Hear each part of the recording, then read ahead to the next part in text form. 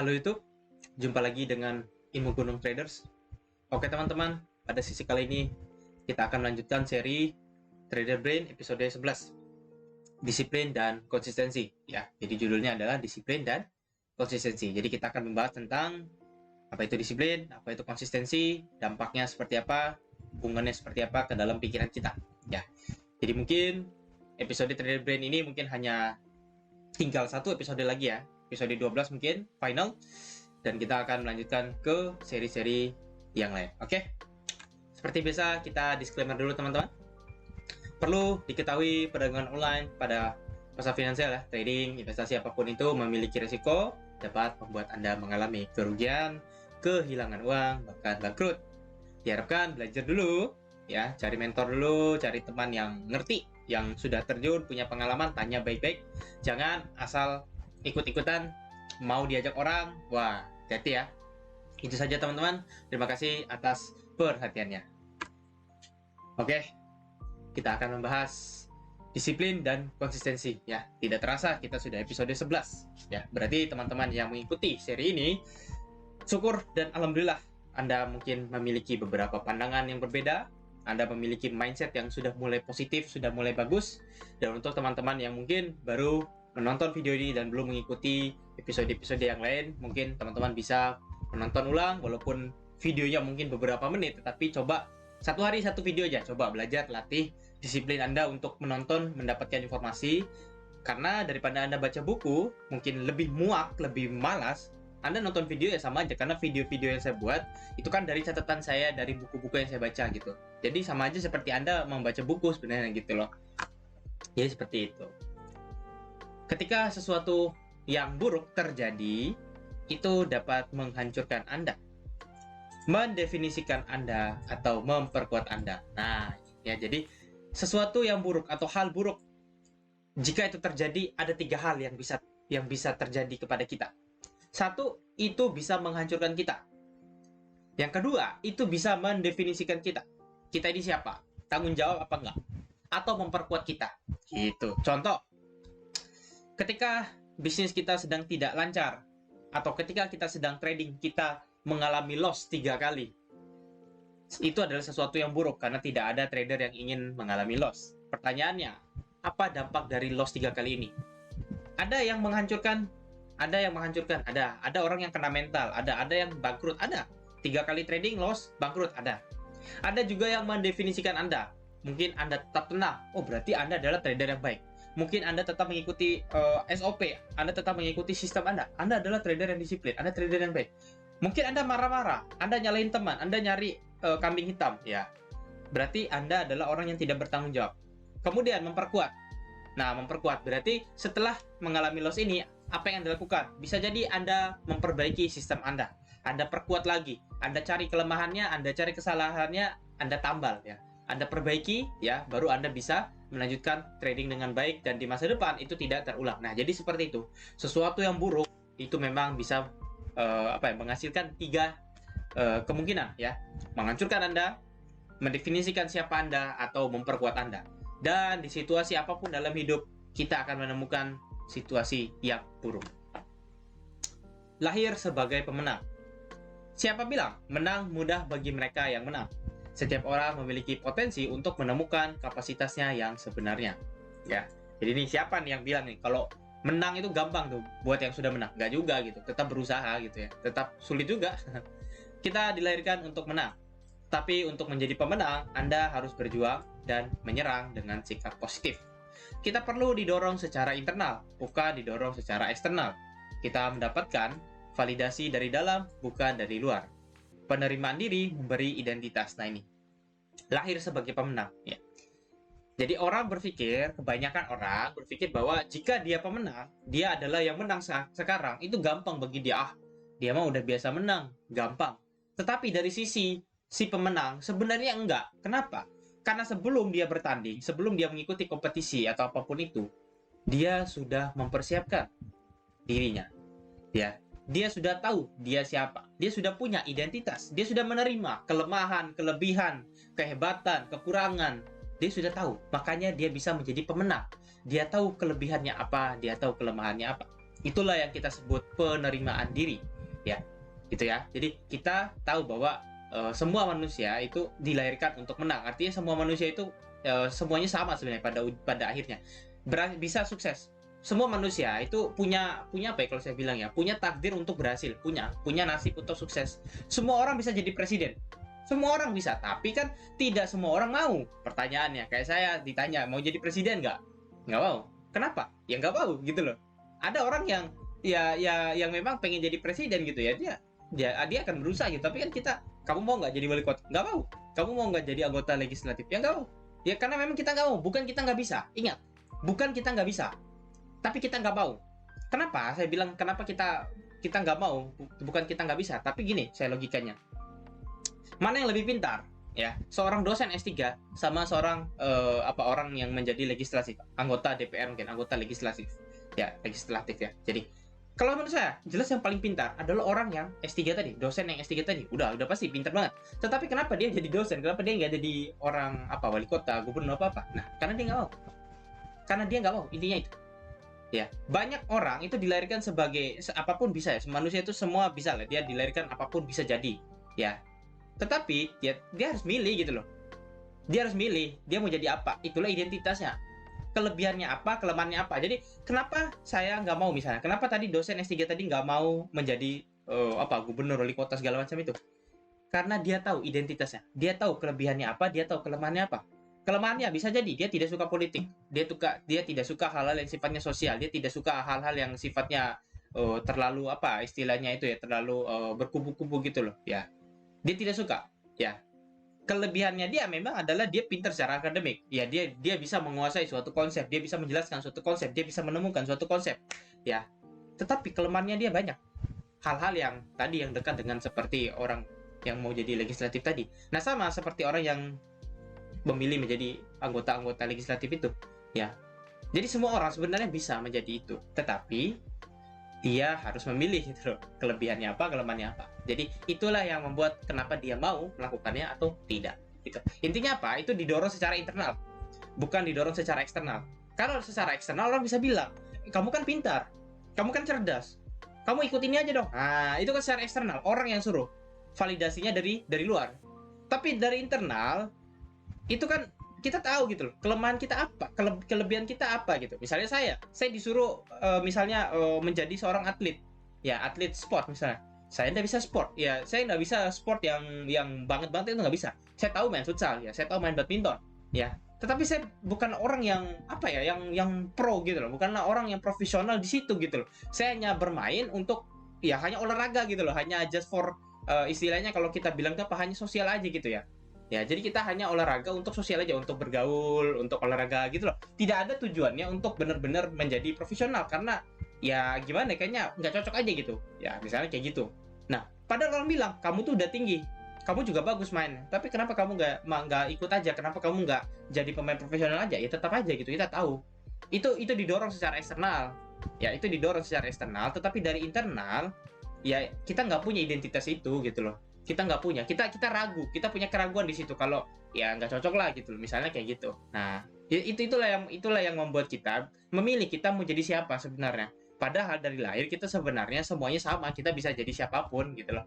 Ya, kita semua tuh bisa jadi orang kaya, kita semua bisa jadi orang sukses. Itu dari lahir udah ditentukan gitu. Tinggal selama kita menjalani kehidupan, ya kita disitulah menyusun kerangka kita gitu. Kita punya skill, framework kita seperti apa. Oh, saya pro-nya di sini, ini. Nah, saya akan jadi seperti ini gitu. Jadi semakin mengkerucut, semakin fokus gitu. Jadi tidak bisa kita membutuhkan yang namanya validasi dari eksternal atau validasi dari luar. Kita harus butuh validasi dari dalam atau dorongan dari internal gitu ya. Karena ketika kita bisa menerima diri kita, kelemahan, kelebihan kita, maka itu seperti kita memberi identitas. Oh, kamu adalah ini gitu ya.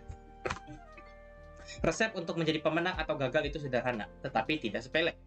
Sederhana berarti mudah dipahami dan diterapkan, sedangkan sepele berarti meremehkan pentingnya. Resep untuk sukses, resepnya adalah beberapa tindakan positif yang diulang setiap hari menghasilkan kemenangan dan beberapa kesalahan yang diulang setiap hari menghasilkan kegagalan. Perhatikan dua kata kunci penting di sini, berulang dan sehari-hari. Pengulangan adalah ibu dari pembelajaran. Kita harus mengenali kekuatan pengulangan yang luar biasa. Pengulangan membawa konsistensi dan konsistensi menghasilkan keahlian. Itu adalah keahlian yang benar-benar membentuk hidup kita. Nah itu. Menang dan gagal bukanlah peristiwa, tetapi proses. Mereka adalah perjalanan dan bukan tujuan. Mereka tidak terjadi dalam semalam. Nah itu. Ya. Intinya apa? Jika Anda ingin sukses, resepnya, ya itu ada dua sebenarnya. Berulang dan sehari-hari. Artinya apa? Repetisi. Nah, repetisi. Atau kita sebut itu bahasa kerennya, bahasa motivatornya apa? Konsisten. Nah, itu ya. Jadi bahasa motivatornya itu adalah konsisten. Dilakukan berulang-ulang sehari-hari. Nah, itu. Anda ingin sukses, menjadi seorang trader, Anda harus melakukan sesuatu yang berulang-ulang sehari-hari. Apakah Anda harus trading? Bukan. Orang trading setiap hari belum berarti dia akan sukses sebagai seorang trader. Salah. Ya, apa yang Anda lakukan berulang-ulang? Berulang-ulang Anda lakukan adalah Anda latih disiplin Anda. Anda latih penerapan sistem Anda. Anda latih metode Anda. Ya, Anda latih dulu habitnya. Jangan fokusnya adalah trading yang banyak. Ini salah paham kadang. Kata berulang di sini bukan berarti kamu setiap hari trading yang banyak. Ini salah paham. Salah paham, itu salah paham. Repetisi di sini yang dimaksud adalah bukan trading ya, bukan open posisinya, salah. Jika Anda ingin menjadi seorang trader, apa yang Anda lakukan berkali-kali? Anda lakukan berkali-kali mungkin adalah pengamatan Anda kepada pasar itu sendiri, kepada market itu sendiri. Anda lakukan berkali-kali. Atau kalau kita bilang itu uji hipotesa. Ya, uji hipotesa. Misalnya adalah, saya contohkan uji hipotesa ya, saya bongkar aja misalnya. Kita coba melihat dalam satu hari, ya, setiap ya sesi London sampai sesi New York ada berapa misalnya candle warna hijau. Coba kita hitung. Di time frame misalnya 30 menit. Ya, misalnya kita trading nanti, ya itu kita trading di time frame 30 menit atau trading di time frame 15 menit. Nah, kita harus coba menghitung berapa sih kalau market itu lagi uptrend, berapa jumlah warna hijaunya. Kalau market lagi downtrend, berapa jumlah warna merahnya. Kita hitung setiap hari, kita ulangi itu. Kenapa? Karena jika satu hari nanti kita trading, kita sudah harus tahu kira-kira satu posisi ini kita tahan berapa lama dari data kita tadi. Jadi dilakukan berulang sehari-hari. Untuk apa? Untuk kita belajar, untuk kita memasukkan informasi itu ke dalam pikiran kita. Itulah yang saya lakukan. Ya, saya menghitung dalam satu tahun, ya, candle harian itu ada berapa yang hijau, itu ada berapa yang merah. Jika uptrend itu ada berapa kali hijau, jika downtrend ada berapa kali merah. Oh, rata-rata yang hijau ketika uptrend itu adalah 10-15. Artinya jika saya melakukan posisi buy, minimal saya tahan 10 hari sampai 15 hari. Itu. Maka nggak ada bagi saya tahan sehari 2 hari. Kenapa? Karena saya sudah punya data. Rata-rata candle warna hijau itu 15 kali, 10 kali, 10 hari, 15 hari. Ngapain satu hari baru entry langsung saya close? Nah itu yang namanya konsistensi berulang-ulang sehari-hari. Anda punya ilmunya. Nah, jadi saya bongkar tuh. Semoga teman-teman paham apa yang saya katakan. Kalau nggak paham, ikut mentoring. Nah, selesai. Ya, bercanda. Jadi itu ya, intinya kalau sukses itu repetisi, berulang-ulang ya. Dilakukan berulang-ulang sesuatu yang sifatnya manfaat. Itu loh. Jadi bukan trading yang diulang-ulang, salah itu. Ya, trading berulang-ulang kalau Anda nggak punya evaluasi, ya percuma juga, nggak ada harganya, nggak ada hasil juga kan. Pengendalian diri adalah inti dari harga diri. Melakukan sesuatu yang merusak secara permanen saat Anda kesal untuk sementara waktu adalah tindakan yang bodoh. Untuk mencapai keseimbangan dan stabilitas, seseorang perlu melatih pengendalian diri dalam bidang kehidupan. Itu tidak dapat dicapai dalam semalam, tetapi seseorang dapat bergerak menuju tujuan satu langkah pada satu waktu. Pengendalian diri pada saat marah dapat mencegah penyesalan dan kesedihan seumur hidup. Pengendalian diri adalah penguasaan dan ketenangan adalah kekuatan. Nah ini, ya, disiplin.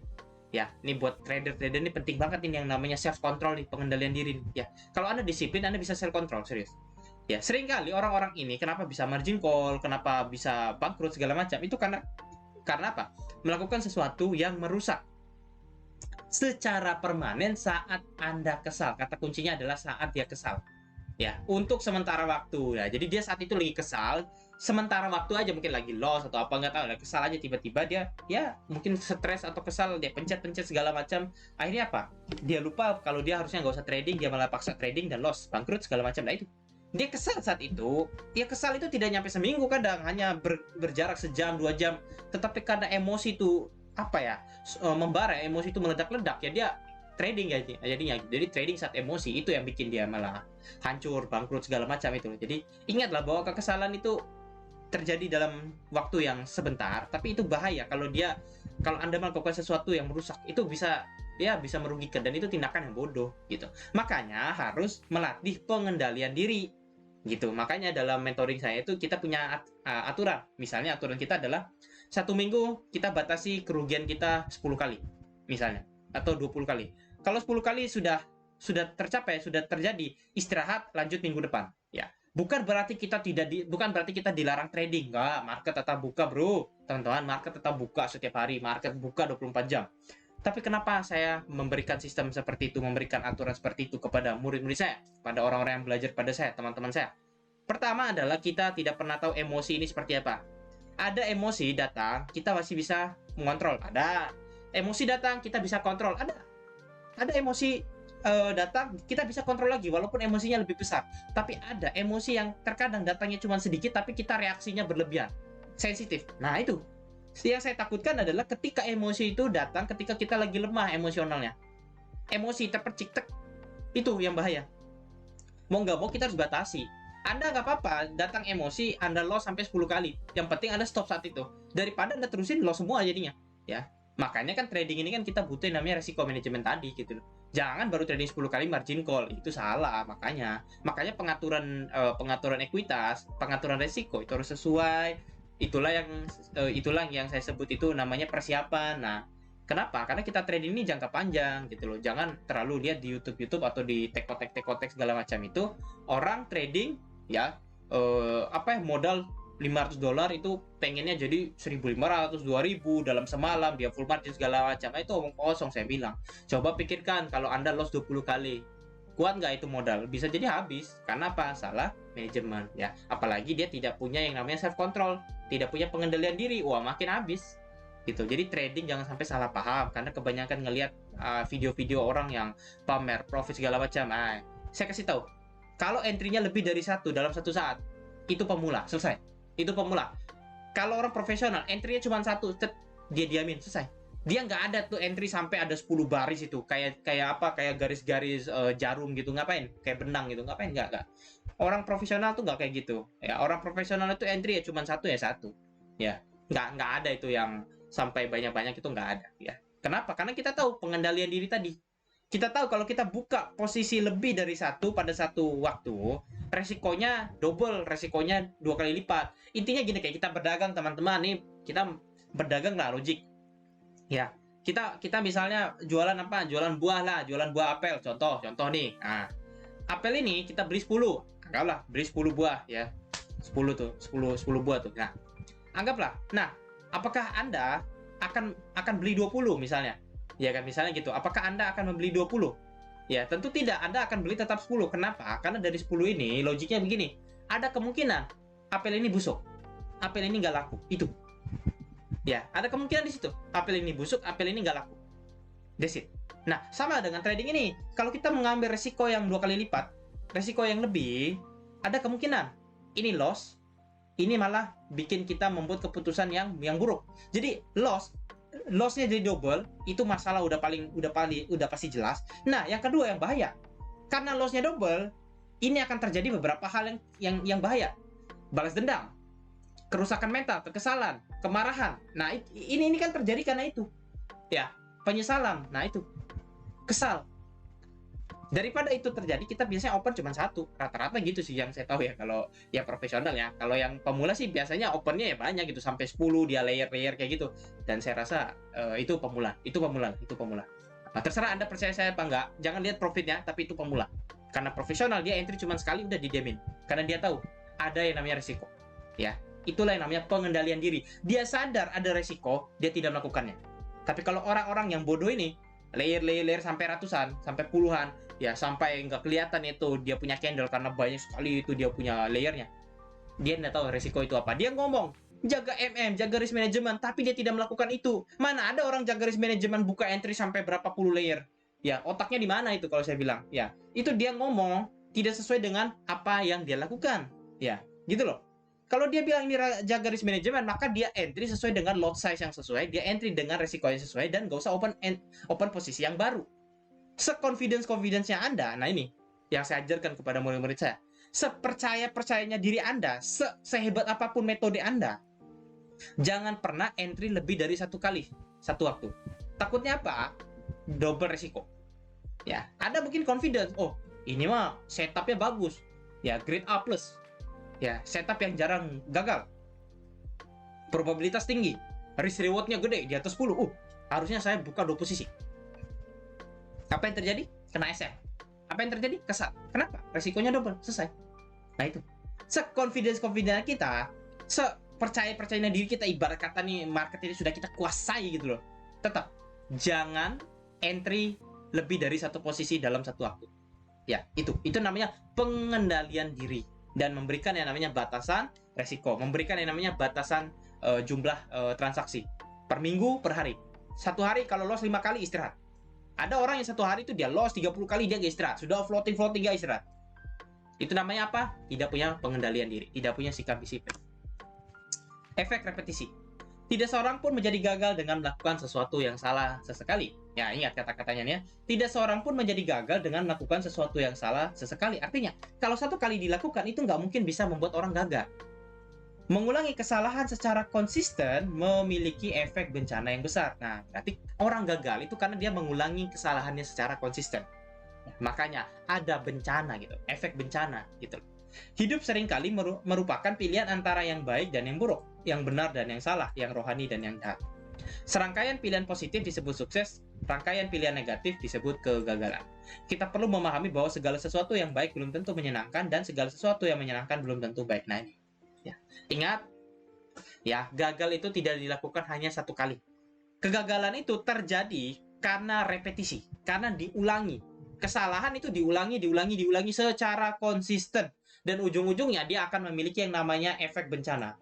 Ya, nah nanti teman-teman itu saya ajarkan yang namanya itu chaos theory, ya, teori butterfly effect, ya, teori kupu-kupu. Ya, itu kita belajar itu di mentoring tentang itu, jadi biar tahu kenapa saya itu disiplin, kenapa saya selalu keras, kenapa selalu tegas ketika tentang dunia trading ini, ya karena itu kita tahu bahwa ada yang namanya nanti chaos theory, teori kekacauan. Nah, teori kupu-kupu ada namanya. Dan itu karena sesuatu yang repetisi tadi, sesuatu yang dianggap sepele, kesalahan kecil diulang, justru itu secara jangka panjang akan menjadi efek bencana. Gitu. Disiplin memberi kebebasan. Nah ini. Aristoteles, seorang filsuf Yunani kuno, berkata kata-kata sederhana ya, berkata dengan kata-kata sederhana. Melalui disiplin datang kebebasan. Apa kebebasan yang dimaksud? Nanti kita bahas. Keinginan tanpa disiplin hanyalah angan-angan. Bisakah seorang musisi menjadi musisi yang baik tanpa disiplin diri? Tidak bisa. Bisakah seorang atlet menjadi atlet yang baik tanpa disiplin diri? Tidak bisa. Bisakah seorang dokter menjadi dokter yang baik tanpa disiplin diri? Tidak bisa. Alasan mengapa kebanyakan orang gagal mencapai apa yang ingin mereka capai adalah karena kurangnya disiplin diri.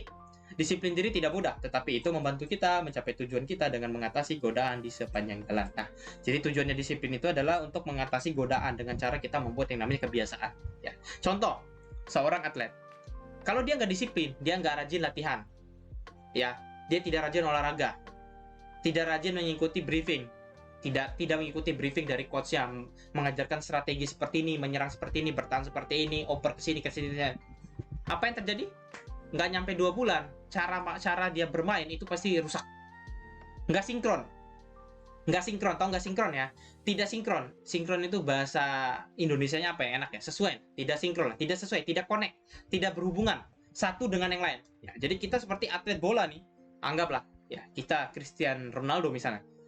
Cristiano Ronaldo yang anggap aja nih yang egois. Tidak ngikut latihan, tidak ikut olahraga, tidak ikut briefing. Saat dia main, egois ya. Dia nggak ngerti apa temannya mau ngapain. Kenapa? Dia nggak ikut briefing tadi. Dia nggak disiplin. Ya. Coachnya udah jelaskan cara menyerang seperti ini, strateginya seperti ini, bertahannya seperti ini, ya. Kemudian balik arahnya seperti ini, reverse-nya seperti ini, ya.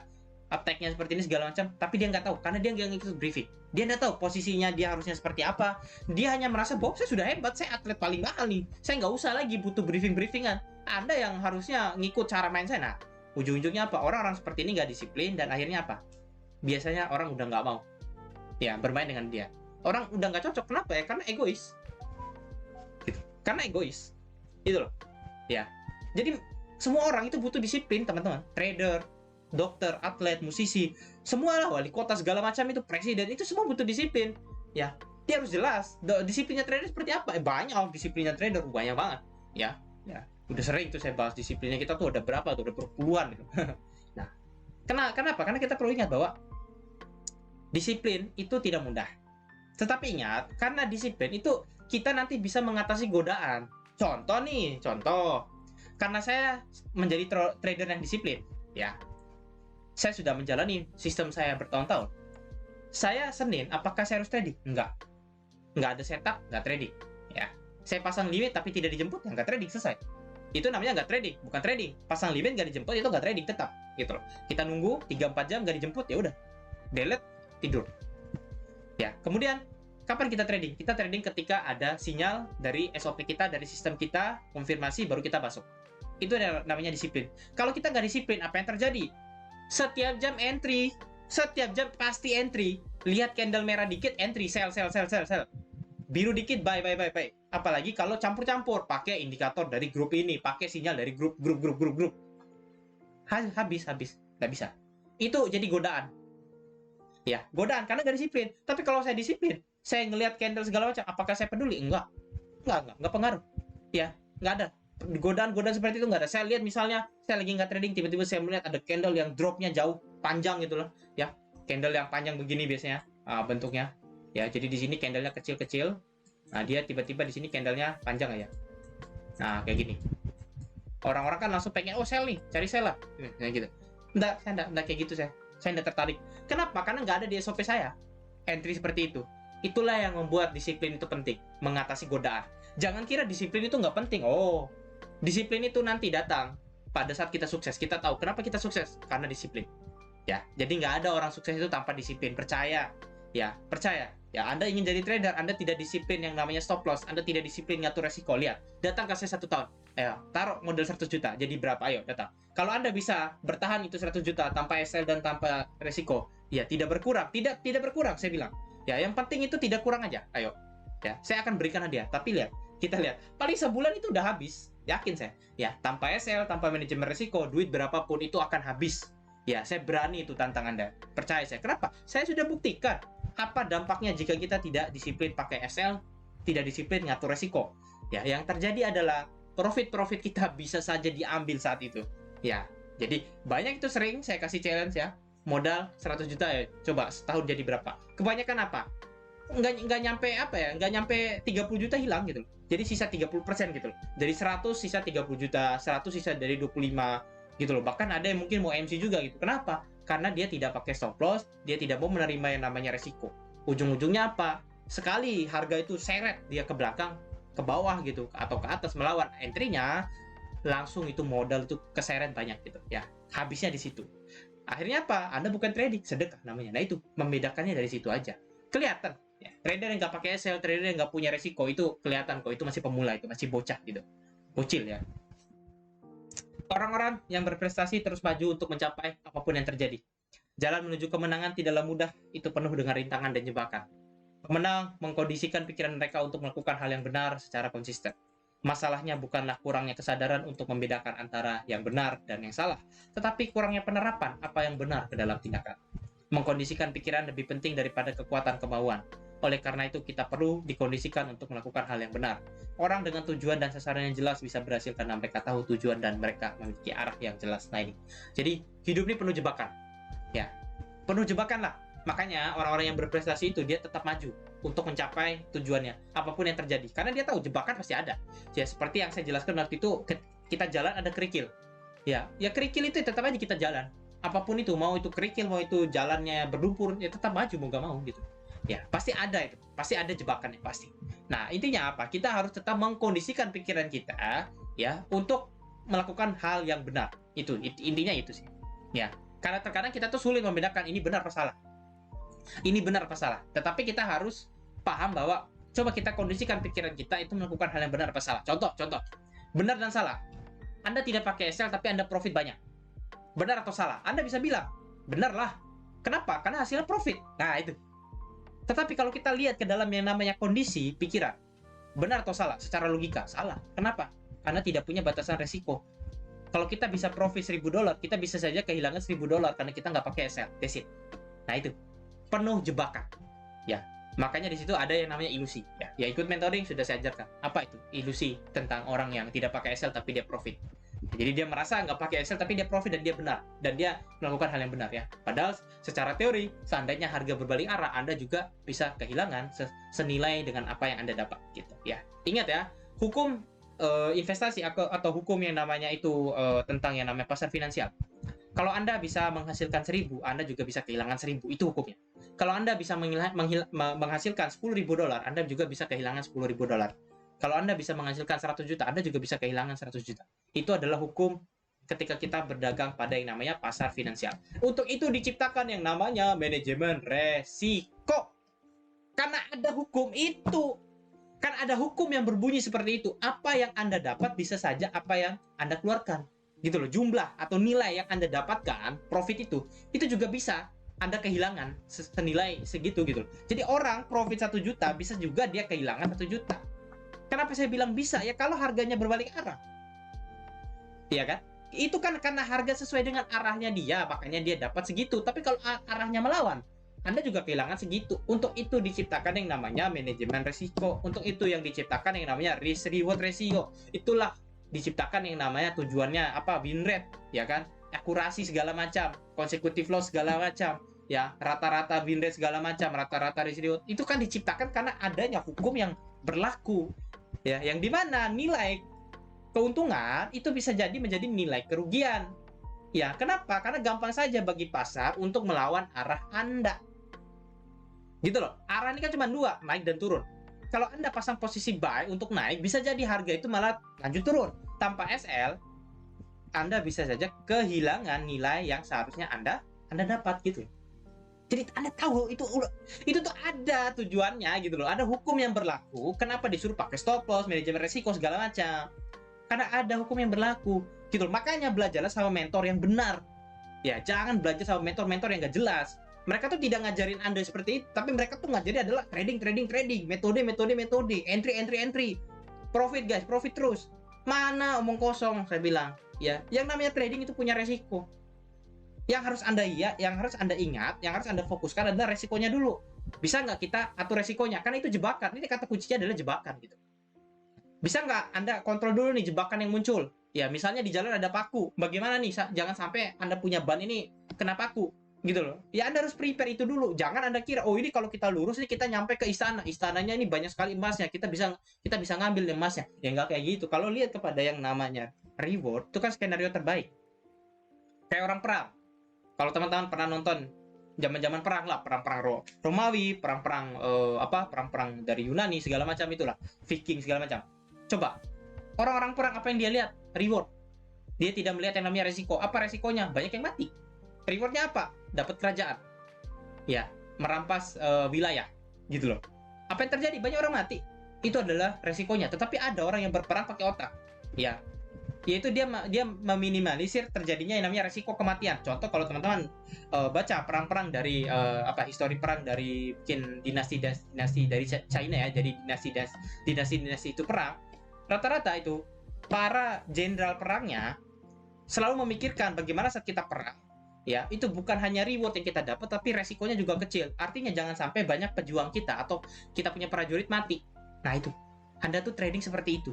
Pikirkan resikonya dulu, jangan pikirkan rewardnya. Gitu loh. Karena kita udah tahu kalau perang itu kan yang didapatkan apa? Istana, kekuasaan, wilayah, kemudian para wanita-wanita di situ semua kan dijadikan budak, ya kan dijadiin pelayan misalnya kayak gitu. Kan itu kan sudah sering kita tahu. Itu rewardnya kalau kita menang perang. Tapi kalau kita kalah atau kita menang tetapi prajurit kita banyak yang mati, ya nggak guna juga. Anda nggak bisa perang selanjutnya. Anda nggak bisa mengikuti perang selanjutnya. Artinya ada kemungkinan Anda dirampas lagi di perang yang selanjutnya oleh lawan yang lebih kuat. Itu. That's how we use our brain. Itulah yang namanya otak. Makanya saya tidak mengajarkan murid-murid saya itu untuk trading. Saya mengajarkan mereka untuk berpikir. Trading itu dilakukan dengan cara berpikir. Anda harus belajar berpikir yang pintar dikit. Gitu loh. Jangan terlalu fokus pada metode segala macam. Tapi saya ajarkan untuk berpikir. Karena kalau Anda sudah punya pemikiran yang bagus, sudah agak cerdas di sini, sudah logiknya sudah bagus, Anda akan lebih hati-hati. Itulah pentingnya kenapa Anda harus manajemen resiko, Anda harus disiplin, Anda harus jaga segala macam. Karena Anda harus tahu Anda tetap masih melakukan yang namanya perdagangan. Kalau Anda hari ini tidak bisa menjaga risiko Anda, takutnya Anda tidak bisa melanjutkan trading Anda. Ya, nggak ada perdagangan, nggak ada profit. Itu udah pernah saya jelaskan. Jadi pilihlah perilaku Anda yang benar gitu. Mengatasi kelemahan, ya, mengatasi kelemahan. Tidak ada manusia yang benar-benar sempurna. Melalui proses berpikir, pemenang mengatasi keterbatasan mereka dan fokus pada kekuatan mereka. Sedangkan pecundang mengenali kekuatan mereka tetapi fokus pada keterbatasan mereka. Dengan tidak memperbaiki satu kelemahan utama yang menahan kita, kita mungkin akan kehilangan semua kekuatan kita. Nah, ya. Jadi, manusia itu nggak ada yang sempurna, ya. Tetapi, melalui proses berpikir, orang yang menang atau pemenang itu dia mengatasi keterbatasan dan fokus pada kekuatan. Ya, kalau pecundang itu dia tahu kekuatan mereka, tetapi dia fokusnya pada keterbatasan. Dia fokusnya pada hal yang kurang, gitu loh. Nah, itu jelas beda. Nah, 7 kesalahan yang sering menghambat kita dalam hidup. Yang pertama adalah kita ingin jadi pemenang dengan menghancurkan orang lain. Nah, ini. Yang kedua adalah khawatir tentang hal-hal yang tidak dapat diubah. Hanya karena kita tidak mampu melakukan sesuatu, kita berpikir itu tidak mungkin. 4. Mengutamakan masalah kecil. Yang kelima, mengabaikan pengembangan diri. Yang keenam, memaksa orang lain untuk percaya dan hidup seperti kita. Yang ketujuh, menghindari dan mengabaikan tugas. Nah, ini adalah 7 hal yang sering menghambat kita dalam hidup. Yang pertama yang bahaya juga nih. Anda ingin jadi pemenang, tapi Anda menghancurkan orang lain. Jadi ini istilahnya tuh apa? Kayak kodok, kayak filosofi katak. Katak itu kalau mau loncat, kepala katak yang lain tuh diinjak dulu. Itu kalau nggak salah tuh filosofi katak itu kalau nggak salah. Kalau saya nggak salah ya. Jadi orang ini ingin maju, ingin naik ke atas, tapi dia harus nginjak orang lain dulu. Nah, ini kesalahan. Nah, ini hati-hati Anda. Nggak boleh. Yang kedua adalah khawatir tentang hal-hal yang tidak dapat diubah. Nah, ini kembali lagi pada pikiran kita ya. Nah, kita tuh sering sekali mensugesti diri kita sendiri. Nah, ini. Jadi jangan Anda khawatir tentang hal-hal yang tidak dapat diubah. Kalau itu tidak dapat diubah, ya terima, udah selesai. Nggak usah dipikirin. Yang ketiga adalah hanya karena kita tidak mampu melakukan sesuatu, kita berpikir itu tidak mungkin. Ya, ini pesimis. Ya, ini adalah musuh dari optimis. Ya, ini adalah penyakit yang namanya penyakit mental ya. Penyakit mental ya, disease of mental ini. Jadi, kita selalu pesimis. Ya, kemudian yang keempat itu mengutamakan masalah kecil. Nah, ini orang yang suka ngurusin hal-hal sepele. Oh, ini nggak baik ini. Ya, orang yang terlalu ngurusin hal sepele dibesar-besarin ini pasti nggak baik itu. Yang kelima itu mengabaikan pengembangan diri. Nah, dia nggak mau invest kepada dirinya sendiri. Dia tidak mau baca buku, sombong lah dia, sombong gitu loh. Sudah bisa menghasilkan ribuan dolar, sombong, nggak mau baca buku, nggak mau belajar lagi, sombong lah itu, mengabaikan pengembangan diri. Nah, ini hati-hati. Kelemahan ini. 6 itu memaksa orang lain untuk percaya dan hidup seperti kita. Nah, ini salah juga ya, nggak bisa. Ya, yang bikin kita itu sering menghambat adalah kita berusaha untuk orang lain itu ngikut kita, itu salah. Ya, yang ketujuh adalah menghindari dan mengabaikan tugas. Nah, ini suka menghindar, suka mengabaikan, jadi nggak punya tanggung jawab. Nah, ini ingat ya 7 hal ini. Kebijaksanaan hanya datang dari merenungkan dan belajar dari kesalahan masa lalu kita. Beberapa orang hanya bertambah tua seiring bertambahnya usia dan tidak menjadi lebih bijaksana. Hambatan terbesar kita untuk bangkit dalam hidup adalah bahwa kita hidup dalam ilusi. Kita harus keluar dari ilusi dan mulai menghadapi kenyataan. Nah, itu. Ya, jadi untuk mengatasi kelemahan kita, kalau kita sudah punya sifat disiplin, kita udah punya sifat istilahnya konsistensi tadi ya. Kita harus keluar dari ilusi kita dan kita mulai menghadapi kenyataan. Udah, intinya itu. Itu betapa pentingnya kita disiplin. Ya, jadi disiplin itu memang bisa merubah manusia secara jangka panjang. Ya, menumbuhkan disiplin. Belajar untuk memimpin diri sendiri dan orang lain secara efektif, semuanya bermuara pada disiplin. Kebahagiaan, kesuksesan, kepuasan berasal dari fokus dan pengendalian diri. Penelitian menunjukkan bahwa orang-orang dengan disiplin diri lebih bahagia. Mengapa? Karena dengan disiplin, pengendalian diri kita sebenarnya mencapai lebih banyak tujuan yang benar-benar kita pedulikan. Disiplin diri adalah jembatan antara tujuan yang ditetapkan dan tujuan yang dicapai. Nah, ini. Jadi disiplin itu adalah jembatan. Kita mau kemana, ya itu disiplin. Disiplin itu jembatannya. Jadi kita berada di dalam tembok yang ini, kita berada pada apa ya? Kayak istilahnya di sini tebing ya. Kita berada di tebing yang di sini. Nah, kita punya tujuan di sini ya, misalnya kita mau pergi apa, mungkin ke rumah siapa. Nah, disiplin itu yang menjadi jembatannya di sini. Ya, disiplin yang jadi jembatan tempat kita lewat ya, tempat kita lewat. Nah, itu. Ya, jadi kita ingin sukses, kita ingin mendapatkan apa, nah itu disiplin jembatannya. Gitu loh. Tanpa adanya disiplin nggak bisa, susah. Contoh, Anda ingin memiliki rumah, harga rumah 600 juta. Ya, apa yang harus Anda disiplinkan? Anda harus disiplin menabung. Anda harus disiplin berhemat. Ya, gaji Anda 15 juta. Ya, untuk mencapai misalnya rumah tadi 600 atau 500 juta, Anda minimal nabung itu sekian tahun. Taruhlah 10 tahun, 15 tahun. Ya berarti kan Anda harus disiplin hemat selama dalam beberapa tahun Anda apa tadi itu ya, mempersiapkan atau menabung pelan-pelan.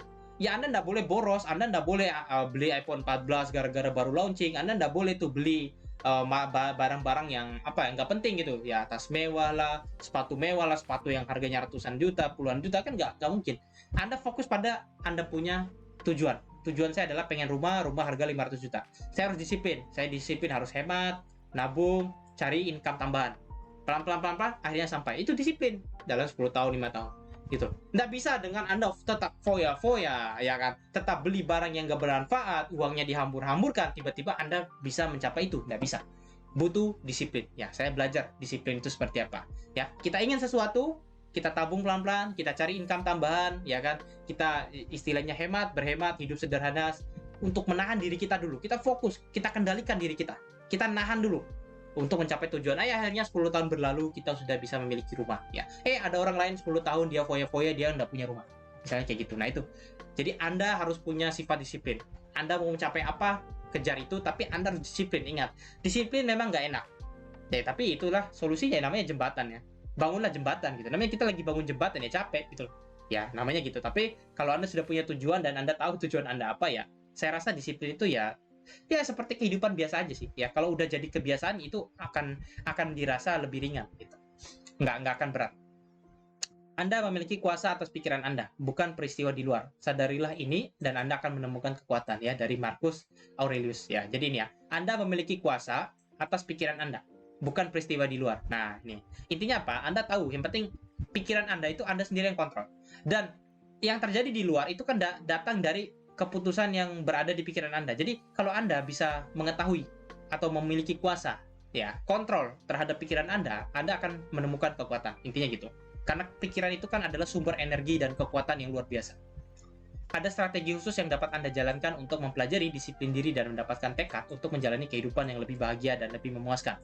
Jika Anda ingin mengendalikan kebiasaan dan pilihan Anda, saya akan memberitahu 7 hal yang dapat Anda lakukan untuk menguasai disiplin diri yang sangat penting untuk kehidupan di luar zona nyaman Anda.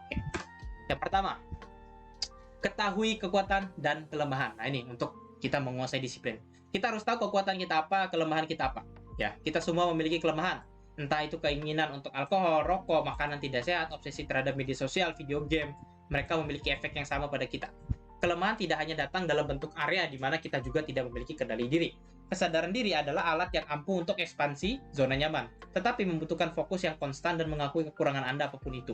Ketahui kekuatan Anda, tetapi yang lebih penting, akui kekurangan Anda. Anda tidak dapat mengatasinya sampai Anda melakukannya. Nah, intinya apa? Yang pertama adalah Anda harus tahu kelemahannya apa, kekuatannya apa. Yang paling penting adalah kita harus tahu kekurangan kita apa. Akui dulu. Jadi kalau orang mau grow, itu dia harus tahu kelemahannya yang paling penting. Kekuatannya nggak usah dipikirin. Yang paling penting itu adalah kelemahan, kekurangannya apa, kelemahannya apa. Ya, kayak kita ingin berperang.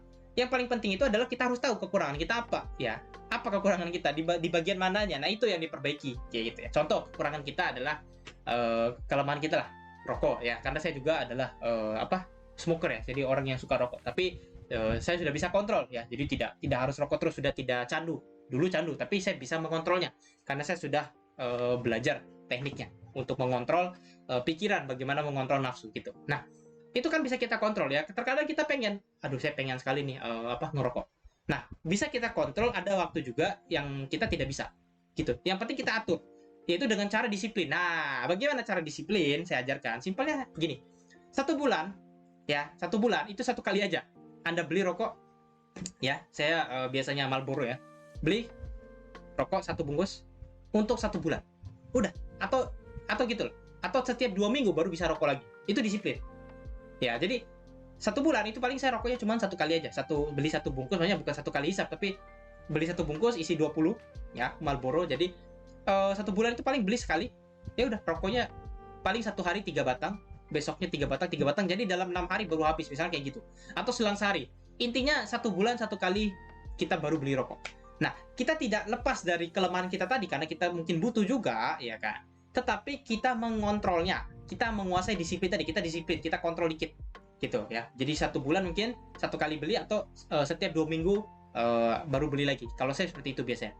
Ya, jadi bukan berarti kita tidak mampu beli rokok, bukan. Tetapi rokok ini kan nggak baik, ini kan kelemahan ya, kekurangan kita.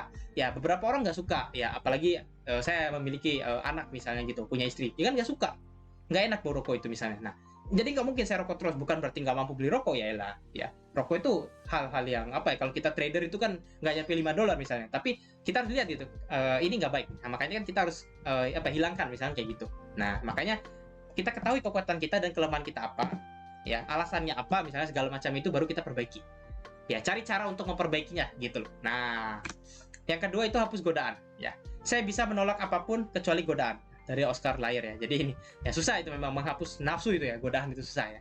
Dengan hanya menghilangkan godaan terbesar dari lingkungan Anda akan meningkatkan disiplin diri Anda.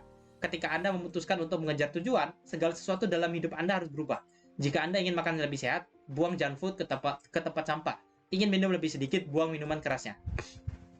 Jika Anda ingin meningkatkan produktivitas Anda di tempat kerja atau ulang waktu, matikan notifikasi media sosial dan heningkan ponsel Anda, prioritaskan dan jalankan. Nah ini ya. Yang kedua itu kita harus hapus hal-hal yang sifatnya distraksi. Gitu. Contoh kalau jadi trader. Apa sih yang bikin orang itu ketagihan trading? Ya, satu hal. Karena mereka ngelihat chart. Ya, karena mereka ngelihat chart, karena mereka ngelihat grafik harga. Bagaimana caranya? Nggak usah lihat, selesai. Hapus godaan. Ya. Kalau nggak bisa lihat berarti dia nggak trading. Anda kontrol, Anda disiplin. Satu hari, tentukan jam-jam di mana Anda melihat chart. Tentukan. Anda mau lihat chart jam berapa? Ya, misalnya London Session, ya berarti jam 3 siang, jam 2 siang, sampai mungkin 2 jam aja maksimal, habis itu pergi lagi. Jadi, tentukan waktunya. Ya, itu caranya. Jadi, jangan setiap hari Anda lihat. Kalau setiap hari Anda lihat, pasti ingin trading terus. Ya, kayak gitu. Yang ketiga, tetapkan tujuan yang jelas dan miliki rencana eksekusi. Jika Anda berharap untuk mencapai tingkat disiplin diri yang lebih besar, Anda harus memiliki visi yang jelas tentang apa yang ingin Anda capai. Anda juga harus memiliki pemahaman tentang apa arti kesuksesan bagi Anda. Ya, lagi pula, jika Anda tidak tahu kemana Anda pergi, mudah tersesat dan teralihkan. Ingatlah untuk memprioritaskan. Rencana yang jelas menguraikan setiap langkah sesuai waktu yang harus Anda ambil untuk mencapai tujuan Anda. Orang-orang sukses menggunakan teknik ini untuk tetap berada di jalur, terhubung secara emosional dengan misi mereka, menetapkan garis akhir yang jelas. Nah ini, tetapkan tujuan yang jelas dan miliki rencana. Nah ini, ya bagaimana kita bisa sukses itu harus jelas. Anda ingin memiliki badan berotot, Anda ingin memiliki badan yang ideal. Apa tujuannya itu? Rencananya apa? Rajin gym, 1 minggu berapa kali pergi gym, ya berapa kali jogging, berapa kali kita lari, berapa kali bersepeda, apa. Bikin rencana eksekusinya, bikin yang jelas. Jadi hari ini saya nge-gym, besok saya sepedaan, besok saya lari sore, saya jogging segala macam. Tetapkan tujuan yang jelas, tetapkan. Ya, biar apa? Biar nanti saat Anda melakukannya, itu Anda tidak bingung. Ingat, kalau Anda nggak tahu kemana Anda pergi, mudah tersesat sama teralihkan gitu ya. Jadi kalau kita nggak tahu, misalnya kita sudah punya jadwal, saya besok lari sore. Tiba-tiba kalau kita nggak punya jadwal, ada teman ngomong, bro, besok kita pergi jalan-jalan yuk. Nah, misalnya, bro, besok kita nongkrong di kafe yuk. Nah, karena kamu tidak punya jadwal, kamu akan ikut. Tapi seandainya kamu sudah punya jadwal, sudah bikin rencana, ayo. Nggak mungkin, kamu pasti bilang, aduh maaf, saya lari sore dulu besok, saya olahraga dulu misalnya gitu. Jadi nggak ikut, kayak gitu ya. Jadi itulah teman-teman ya, bagaimana caranya kita bisa sukses itu ya, karena kita tadi harus disiplin gitu loh. Tentukan dulu tujuannya apa, kemudian rencananya ditulis. Apa rencananya? Kayak gitu. Ya, saya juga menulis gitu. Ya, saya menulis dalam 1 bulan. Hari ini saya akan membahas apa di YouTube. Saya tulis, saya bikin catatan, saya bikin jadwalnya. Saya lakukan itu. Saya anggap itu sebagai sifat dari disiplin saya, sikap disiplin saya. Gitu. Jadi setiap hari saya rajin bikin video pelan-pelan, walaupun kualitasnya mungkin masih di bawah rata-rata, tapi saya coba bikin pelan-pelan, saya belajar ya sambil memperbaiki. Intinya apa? Saya banyak hal yang ingin saya sampaikan, siapa tahu mau bermanfaat. Jadi saya bikin dulu. Saya lagi melatih disiplin saya nih dalam membuat konten, dalam sharing segala macam gitu. Karena kalau dulu kan nggak pernah gitu. Saya nggak pernah. Saya sharing suka-suka saya gitu kan. Saya webinar suka-suka saya tentukan sendiri. Kalau sekarang saya bikin disiplin. Setiap hari harus ada yang kamu bahas. Setiap hari kamu harus bisa bicara, harus bisa sharing sesuatu gitu. Itu sulit bro, kenapa? Karena kita harus mempersiapkan materi, kita harus dalam kondisi fit gitu loh, harus dalam kondisi sehat biar bisa bicara. Ya kalau lagi sakit kan nggak mungkin bicara gitu, batuk-batuk terus misalnya kayak gitu. Nah itu adalah bagian dari kita menetapkan tujuan dan memiliki rencana gitu ya. Itulah caranya kita menguasai kedisiplinan. Yang keempat adalah latih ketekunan setiap hari. Kita tidak dilahirkan dengan disiplin diri, itu adalah perilaku yang dipelajari. Dan sama seperti keterampilan lain yang ingin Anda kuasai, itu membutuhkan latihan dan pengulangan setiap hari. Itu harus menjadi kebiasaan. Tetapi upaya dan fokus yang dibutuhkan disiplin dapat menguras tenaga. Seiring berjalannya waktu, semakin sulit untuk mengendalikan kemauan Anda. Semakin besar godaan atau keputusan, semakin menantang rasanya untuk menangani tugas-tugas lain yang juga membutuhkan pengendalian diri. Jadi berusaha untuk membangun disiplin diri Anda melalui ketekunan setiap hari. Untuk berlatih ketekunan, Anda harus memiliki rencana, letakkan di kalender Anda daftar tugas Anda. Dengan latihan, siapapun dapat mendorong batas zona nyaman mereka setiap hari. Nih, dengan latihan, siapapun dapat mendorong batas zona nyaman mereka setiap hari. Nah, ini intinya apa? Latih ketekunan. Jadi setiap hari Anda coba tulis apa yang ingin Anda lakukan di kalender Anda atau di note Anda. Tuh, coba. Setiap hari harus. Itu adalah bagian kita lebih tekun. Takutnya apa? Takutnya kita miss something. Ya, takutnya kita malas hari itu. Tapi kalau kita udah nulis jadwal kita mau apa-apa, biasanya malas itu akan hilang sendirinya karena kita tahu, oh, ini kita masih ada jadwal seperti ini gitu. Ya, misalnya satu hari ada 3 aktivitas utama yang harus saya lakukan misalnya gitu, atau ada 4 aktivitas utama yang harus saya lakukan. Saya tulis di kalender. Itu saya ikutkan, ya. Itu saya lakukan. Nah, kayak gitu, ya. Dengan latihan, dengan melakukan hal yang repetisi seperti itu, kita dapat mendorong batas zona nyaman kita setiap hari ya. Saya harus baca buku minimal 2-3 lembar. Kemudian saya juga harus cek market saya, cek posisi trading saya, kemudian balas-balas email, balas-balas chat dari orang-orang yang bertanya kepada saya, kemudian harus ketemu dengan orang juga, bicara segala macam. Ya, kemudian kita juga harus refreshing lah, kita harus sendiri untuk tenangin diri, meditasi ulang segala macam. Panjang lah. Ya, belum lagi ibadah segala macam. It's a bit very busy. Ya, belum lagi harus makan dengan keluarga segala macam. Ya, itu juga. Jadi, banyak sekali hal-hal dalam satu hari itu yang harus kita catat biar kita jelas, jangan sampai kita lupa gitu. Ya, belum lagi ada janji lah, inilah meeting segala macam, online Zoom segala ada banyak. Makanya kita harus catat biar jelas, biar kita tidak miss, tidak kelupaan sesuatu, dan kita tetap tetap bisa mengontrol kita punya performa gitu. Yang kelima, ciptakan kebiasaan dan perilaku baru. Ya, jadi nih kita buat kebiasaan dan perilaku baru. Ingat, perilaku itu nggak bisa dihilangkan, tapi bisanya diubah, di replace gitu loh, di replace aja gitu. Nah, mendapatkan disiplin diri dan bekerja untuk menanamkan kebiasaan baru bisa terasa menakutkan pada awalnya, terutama jika Anda fokus pada seluruh tugas yang ada. Untuk menghindari perasaan terintimidasi, buatlah sederhana. Pecahkan tujuan Anda menjadi langkah-langkah kecil yang bisa dilakukan. Alih-alih mencoba mengubah semuanya sekaligus, fokuslah untuk melakukan satu hal secara konsisten dan kuasai disiplin diri dengan mempertimbangkan tujuan itu. Ambil langkah kecil. Akhirnya, ketika pola pikir dan perilaku Anda mulai berubah, Anda dapat menambahkan lebih banyak ke tujuan daftar Anda. Jadi intinya apa? Anda bikin dulu list-list itu yang penting-penting dulu. Ada 1, 2, 3. Nah, Anda coba itu bikin hal-hal yang besar tadi menjadi hal-hal kecil yang Anda capai. Gitu loh. Jadi, daripada Anda fokus ke hal yang besar langsung, coba pecahkan tujuan itu menjadi langkah-langkah kecil. Gitu loh, ya. Nanti kalau ini selesai, baru nanti kita bikin lagi, kita kasih lagi langkah-langkah yang harus kita lakukan. Jadi seperti itu.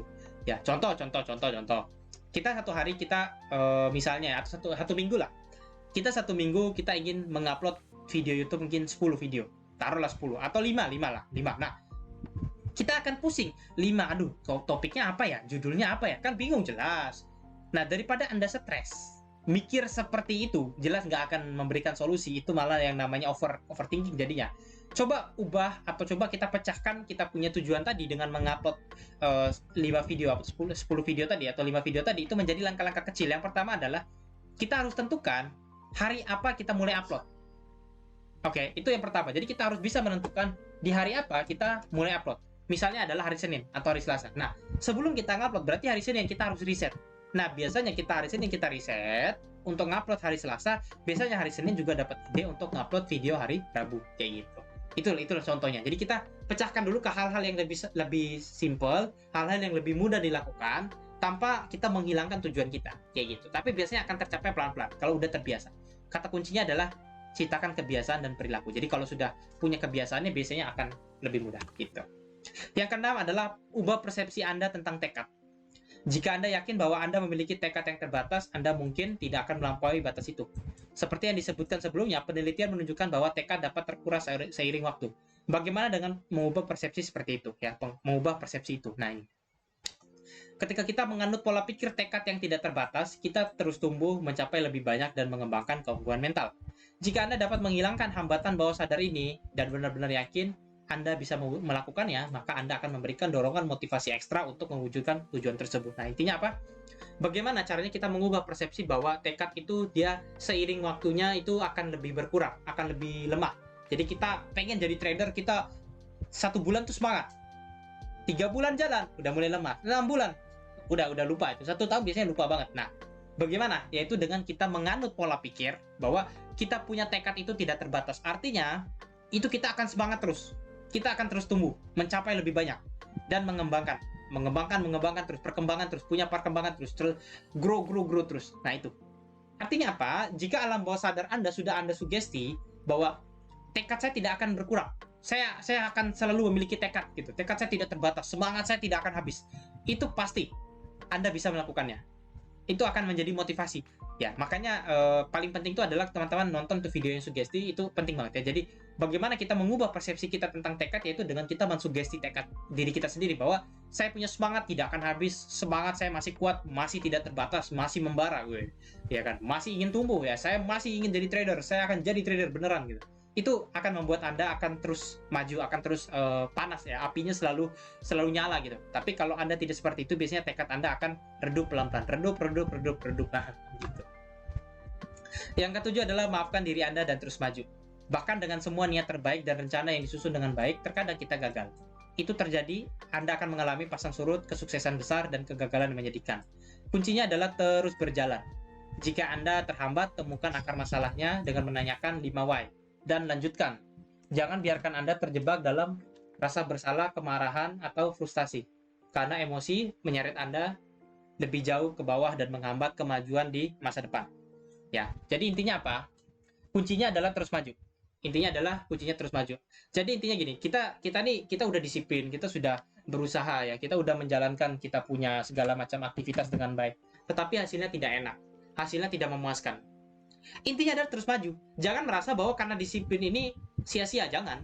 Ya, maju terus. Makanya harus tanyakan 5 why tadi untuk tahu masalahnya di mana. Biar kita tuh jelas dan kita bisa cari solusi. Ya, nanti akan saya jelaskan 5 why ini apa. Ini adalah teknik sebenarnya. Nah, itu. Ya, intinya apa? Walaupun orang itu sudah disiplin, contoh Anda sudah disiplin jaga makan, diet, olahraga, nge-gym segala macam, badan Anda tetap gemuk, badan Anda tetap obesitas, Anda tidak berotot-otot. Nah, itu.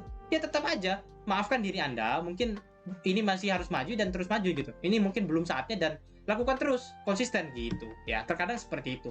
Nah, jadi ini adalah 5 why. Ya, dia teknik interogatif berulang yang digunakan untuk mengeksplorasi hubungan sebab akibat yang mendasari masalah tertentu ya. Tujuan utama dari teknik ini adalah untuk menentukan akar penyebab atau masalah dengan mengulangi pertanyaan mengapa sebanyak 5 kali. Contoh, problemnya adalah run through a red light. Ya. Jadi kenapa ini maksudnya? Dia ini apa, melanggar lampu merah ya. Jadi red light itu lampu merah, run through itu artinya apa? Dia mungkin mobil atau kendaraannya itu melewati lampu merah. Nah, pertanyaannya apa? Kenapa dia melewati lampu merah? Kenapa dia malah istilahnya tuh ya kayak ya jalan aja lampu merah harusnya berhenti, malah dia lewat aja gitu. Kan itu bisa kecelakaan misalnya. Pertanyaan pertama adalah why. Pertama jawabannya dia adalah late for work. Late for work itu berarti karena telat masuk kerja ya. Nah, kesiangan gitu. Kemudian ditanya lagi, why? Kenapa dia late for work? Kenapa dia bisa telat kerja? Karena woke up late. Woke up late itu adalah bangunnya telat. Jadi dia telat pergi kerja atau telat masuk ruangan kerja atau telat masuk kantor itu karena telat bangun. Ya, telat bangun. Nah, pertanyaan lagi ditanya, kenapa kamu telat bangun? Alarm didn't work. Artinya apa? Alarmnya itu nggak bunyi. Gitu loh. Terus ditanya lagi, kok alarmnya nggak bunyi? Jawabannya adalah exhausted battery ya. Jadi exhaust baterai ya. Jadi baterainya tuh habis ya. Exhausted itu kayak baterainya tuh udah soak lah, udah mau habis ya. Nah, itu jadi baterainya habis, alarmnya nggak bunyi. Sekarang pertanyaannya, kenapa baterainya habis? Ternyata I forgot to check it. Jadi saya lupa untuk mengeceknya. Jadi permasalahan utamanya simple. Karena Anda lupa mengganti baterai atau lupa untuk mengecek baterai alarm, Anda jadi terlambat kerja. Nah, ini adalah bagaimana logika kita untuk mencapai atau mencari yang namanya solusi, mencari masalah sehingga kita tahu solusinya apa. Akhirnya apa? Dia pulang ke rumah, apa yang dia lakukan? Dia tinggal ganti baterainya. Selesai. Maka besok dia tidak terlambat kerja lagi, tidak melawan lampu merah dan tidak ditilang. Selesai. Nah, itu. Ini adalah suatu tips. Nah, yang kayak gini kan nggak diajarkan. Ya, hanya mentor-mentor yang ngerti aja bagaimana mengajarkan hal-hal seperti ini, karena banyak tuh teknik-teknik logika, teknik-teknik interrogatif atau teknik-teknik mencari yang namanya sifatnya solusi atau decision making. Itu banyak tekniknya yang kita pakai ya untuk mencari masalah gitu. Kenapa trader ini bisa loss gini, kenapa dia begini-begini, itu ada logiknya gitu, kita bisa cari, ada teknik-tekniknya gitu ya. Nah, makanya kita belajar itu tujuannya adalah biar ilmu pengetahuan itu loh, biar dapat ilmu, biar dapat pengetahuan. Jadi belajar itu bukan cari metode, bukan cari profit. Elah. Ya Anda, gini saya kasih tahu teman-teman ya, sebelum kita lanjut. Tujuan orang belajar ke mentor apa? Bukan karena metode, bukan karena profit, bukan. Itu terlalu gimmick, itu makanya sering dipakai untuk menjual gimmick ya. Jadi orang-orang itu pakai mobil mewah, mobil sport segala macam. Orang-orang belajar ke dia dengan harapan dia bisa seperti itu, padahal nggak bisa-bisa juga ya kan. Nah itu kan omong kosong juga. Tujuan orang belajar di mentor itu adalah untuk mempercepat proses belajar. Ya, jelas ya, mempercepat proses belajar. Urusan Anda kaya, Anda miskin, itu bukan urusan mentor. Kenapa? Karena Anda di universitas, apakah Anda salahkan dosen Anda kalau Anda pengangguran? Salahkan dah. Coba salahin dosen Anda. Ke kampus, marahin itu dosen. Saya bayar SPP di sini mahal. Saya ikuti perkuliahan Anda. Tapi kok saya pengangguran? Marahin itu dosen kalau berani. Pasti diketawain balik. Ya gitu ya. Jadi belajar ke mentor, belajar ke orang atau guru untuk mempercepat proses belajar. Kata kuncinya itu. Untuk mempercepat proses Anda belajar, bukan memberikan Anda kekayaan. Ya, ini gara-gara banyak sekali oknum-oknum di luar sana yang sedikit-sedikit itu pamer ini itu, dikira kalau belajar di mentor itu dia bisa membeli Porsche lah, bisa membeli apa itu segala macam, mobil-mobil mewah, Ferrari, Lamborghini segala macam. Enggak lah, tujuan mentor itu kan mempercepat proses belajar. Mentor itu mengetahui apa kelemahan dan kelebihan muridnya, dia bisa memberikan stimulus, dia bisa memberikan solusi, sehingga muridnya ini belajar lebih cepat karena dia tahu bakatnya di mana, tekniknya yang salah di mana, dikoreksi, selesai. Bukan memberikan kekayaan, bukan menjamin dia kaya dan dia sukses, ya enggak ada. Anda kalau bilang, wah, kalau kayak gitu ya ngapain belajar? Ya kan? Ya udah, Anda nggak usah kuliah juga. Karena kuliah nggak pernah menjamin orang itu berhasil. Kuliah nggak pernah menjamin. Banyak orang yang kuliah juga pengangguran. Salahin dah dosennya. Coba salahin aja kalau berani. Nggak mungkin juga kan? Nah itu. Tempat belajar, tempat menuntut ilmu tidak pernah menjamin Anda berhasil atau tidak. Tidak pernah menjamin Anda kaya raya atau tidak.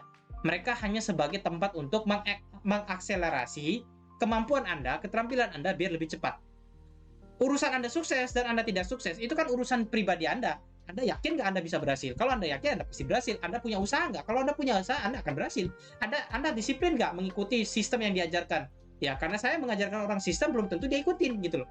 Logiknya kan begitu. Jadi kesalahan yang banyak terjadi sekarang itu adalah pemahaman yang salah tentang mentor gitu loh. Mentor atau guru. Guru itu kan memberikan yang namanya akselerasi biar orang itu cepat belajar.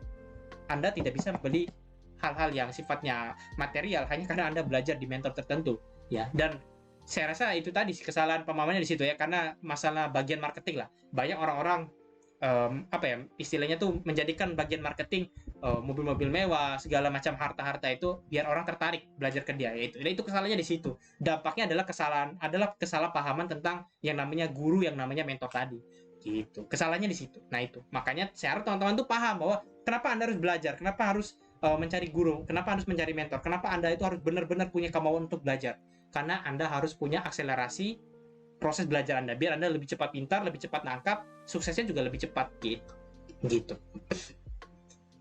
Ya, jadi semoga Anda itu paham teman-teman ya gitu. Oke. Kesimpulan. Disiplin diri adalah kemampuan untuk melakukan apa yang seharusnya Anda lakukan ya. Disiplin diri seringkali berarti menunda kenyamanan atau keinginan langsung Anda demi kesuksesan jangka panjang.